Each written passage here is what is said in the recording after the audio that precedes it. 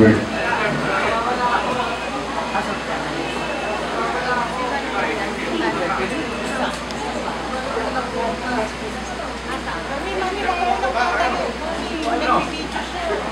Hello, Mare! Happy birthday! Nawala ako eh! Napunta ako sa birthday mo pala. Nakandon niya ka pala dyan. Kahapon lamang, Mare! Matagal na, nagtatago ako sa inyo.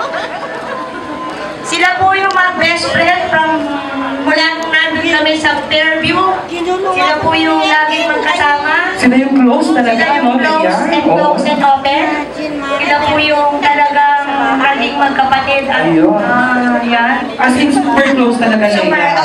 Galing pa po siya ng Amerika para punta lang dito. Actually, birthday din